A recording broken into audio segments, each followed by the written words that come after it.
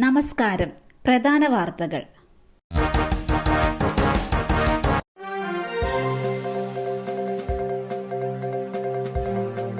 സ്വർണ്ണക്കടത്ത് ആരോപണം. സുജിത് ദാസിനെതിരെ കസ്റ്റംസ് അന്വേഷണം ആരംഭിച്ചു.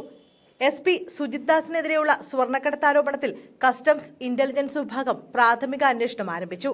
സുജിത് ദാസ് സ്വർണ്ണക്കടത്ത് സംഘത്തിന് സഹായം നൽകിയിട്ടുണ്ടോ എന്നാണ് പരിശോധിക്കുന്നത്. SP സുജിത് ദാസിന് കസ്റ്റംസിനുള്ള ബന്ധമാണ് കോഴിക്കോട്ട് വിമാനത്താവളത്തിൽ സ്വർണം കടത്താൻ ഉപയോഗിക്കുന്നതെന്നായിരുന്നു PV അൻവർ MLA ആരോപണം. Ajith Kumar, Sujith Das, DANSAF customs ഇവരെല്ലാം ചേർന്ന ഗ്രൂപ്പുണ്ട് എന്നും ആരോപണങ്ങൾ ഉയർത്തിയിരുന്നു. സുജിത് ദാസ് മുമ്പ് കസ്റ്റംസിൽ ഉദ്യോഗസ്ഥനായിരുന്നു. ദുബായിൽ നിന്ന് വരുന്ന സ്വർണം വരുമ്പോൾ സുജിത് ദാസിന് വിവരം കിട്ടും. കസ്റ്റംസ് ഉദ്യോഗസ്ഥർ സ്കാനിംഗിൽ സ്വർണം കണ്ടെത്തിയാലും കണ്ടതായി നടിക്കില്ല. പകരം ഇവർ പുറത്തിറങ്ങുമ്പോൾ പോലീസിന് വിവരം കൈമാറും. പോലീസ് ഇവരെ പിന്തുടർന്ന് പിടികൂടും.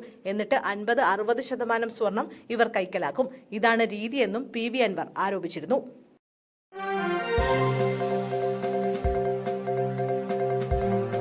പോലീസും ക്രിമിനൽ സംഘവുമായി ഏറ്റുമുട്ടൽ, ഒരാൾക്ക് പരിക്ക്. ഡൽഹി നരേലയിൽ പോലീസും ക്രിമിനൽ സംഘവുമായി ഏറ്റുമുട്ടി. സംഭവത്തിൽ ഒരു കുറ്റവാളിക്ക് പരിക്കേറ്റു. പോലീസ് സംഘത്തെ കണ്ടയുടൻ അക്രമികൾ വെടിയുതിർക്കുകയായിരുന്നു എന്നാണ് റിപ്പോർട്ട്. പോലീസ് പ്രതിരോധിക്കുന്നതിനിടെയാണ് ഒരാളുടെ കാലിന് വെടിയേറ്റത്. സംഭവവുമായി ബന്ധപ്പെട്ട് 2 അക്രമികളെ പോലീസ് അറസ്റ്റ് ചെയ്തു. പരിക്കേറ്റ പ്രതിയെ ഹരിചന്ദ്ര ആശുപത്രിയിൽ ചികിത്സയ്ക്കായി പ്രവേശിപ്പിച്ചിരിക്കുകയാണ്. പോലീസ് അക്രമികളെ ചോദ്യം ചെയ്തു വരുന്നു.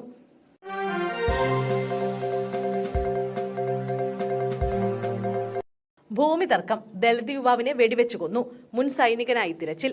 ഭൂമി തർക്കത്തിന്റെ പേരിൽ മുൻ സൈനികൻ ദളിത് യുവാവിനെ വെടിവെച്ചു കൊന്നു. സംഭവത്തെ തുടർന്ന് ഒളിവിൽ പോയ പ്രതിക്കായി തിരച്ചിൽ തുടരുകയാണ്. UPയിൽ തരബ്ഗഞ്ച് പോലീസ് സ്റ്റേഷൻ പരിധിക്ക് കീഴിലുള്ള പക്രി ദുബൈ ഗ്രാമത്തിലാണ് സംഭവം. രമേശ് ഭാരതിയാണ് കൊല്ലപ്പെട്ടത്. 46 വയസ്സായിരുന്നു. അരുൺ സിംഗ് ആണ് പ്രതി. അരുൺ സിംഗും കൊല്ലപ്പെട്ട രമേശ് ഭാരതിയും തമ്മിൽ ഭൂമി ഇടപാടുമായി ബന്ധപ്പെട്ട് തർക്കമുണ്ടായിരുന്നതായാണ് പോലീസ് പറയുന്നത്. തർക്കത്തിനിടെ അരുൺ തോക്കെടുത്ത് രമേശിന് നേർക്ക് നിറയൊഴിക്കുകയായിരുന്നു. വെടിയേറ്റ രമേശ് ഭാരതി സംഭവ സ്ഥലത്ത് തന്നെ കൊല്ലപ്പെട്ടു.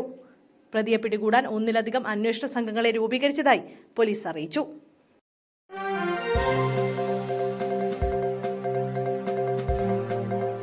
ഓണസമ്മാനമായ വന്ദേ ഭാരത് പിൻവലിച്ചു. വലഞ്ഞ് യാത്രക്കാർ.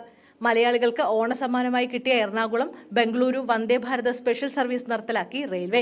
ഇതോടെ വലഞ്ഞ യാത്രക്കാർ. ഓണം ആഘോഷിക്കാൻ നാട്ടിലെത്താൻ വന്ദേ ഭാരത് പ്രതീക്ഷിച്ചിരുന്ന മലയാളികളാണ് റെയിൽവേയുടെ നടപടിയിൽ പ്രതിസന്ധിയിലായത്. വന്ദേ ഭാരത് പിൻവലിച്ചതോടെ ഈ റൂട്ടിൽ പകൽക്കൊള്ള നടത്തുകയാണ് സ്വകാര്യ ബസ്സുകൾ. 105% ബുക്കിംഗ് ഉണ്ടായിരുന്ന Ernakulam Bengaluru Vande Bharat special service August 26-നാണ് നിർത്തലാക്കിയത്. Vande Bharat പിൻവലിച്ചതിന് പിന്നാലെ സ്വകാര്യ വോൾവോ അടക്കമുള്ള ബസ്സുകളുടെ നിരക്കിലുണ്ടായത് ഇരട്ടി വർധനയാണ്. അടുത്ത ദിവസങ്ങളിൽ ടിക്കറ്റ് നിരക്ക് പിന്നെയും ഉയരും. 10-ാം തീയതിക്കുള്ളിൽ 5000 രൂപ കടക്കാനാണ് സാധ്യത. 1465 രൂപയ്ക്ക് വന്ദേ ഭാരതിന്റെ AC ചെയർ കാറിൽ നാട്ടിലെത്താമായിരുന്ന സ്ഥാനത്താണ് ഈ കൊള്ള നിരക്ക്.